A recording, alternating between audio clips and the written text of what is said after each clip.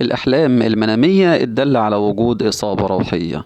طبعا ده الفيديو الجديد بتاعنا اللي بنتناوله على قناتنا، اللي دايما محتواها بيكون عن التواصل الروحي وطرق التواصل الروحي اللي بدأنا بيها بأول طريقة تعلي من شفافيتك، هو إنك تفهم أحلامك المنامية.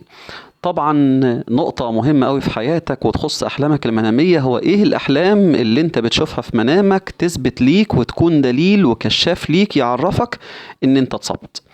وكلمة الإصابات الروحية كمصطلح تقيل، هو إما إن عندك حسد مأثر على هالة جسمك، أو عندك مس اخترق جسمك، أو عندك إصابة بسحر أو عمل أو تسليط.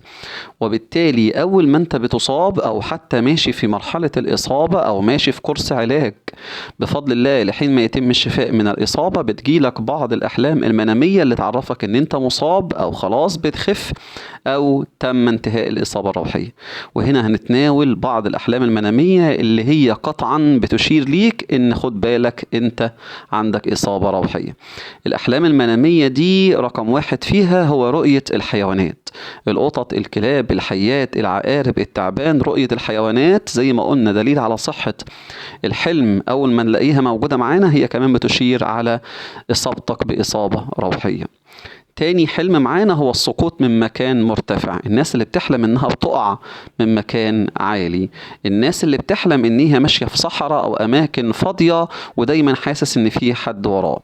حلم الجري من شيء مجهول، حلم ان في امتحان ومش عارف احل، الناس اللي مستغربة انا كبرت في السن ولسه بحلم ان انا في امتحان او متأخر عن الامتحان او متأخر عن المدرسة، هو الحلم ده قطعا دليل على وجود إصابة روحية عندك.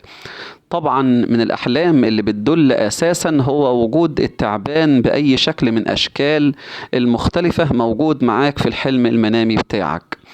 الأحلام برضو اللي بتدل على وجود إصابة روحية وهو إنك دايما متكتف في مكانك، أحلام الأقفال، أحلام البيبان المغلقة، أحلام الأماكن المهجورة، أحلام إنك بتخرج شيء من بقك، أحلام الدود أو خروج خيط من الفم أو من أي منطقة من مناطق الجسم.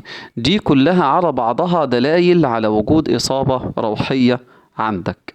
ناخد بالنا ان الحلم قد يتغير من صيغة لأخرى ومن واحد للتاني. يعني مثلا الناس اللي أحلامها، الناس اللي لسه مصابة دلوقتي أكيد الحلم بيختلف عن الناس اللي هي مصابة بقالها فترة وماشية في كورس علاج، أو الناس اللي هي مصابة بقالها فترة وحلمها دلوقتي بيدل على إن خلاص بيتم الشفاء من الحلم المنامي اللي هو الشفاء من الإصابة اللي عنده.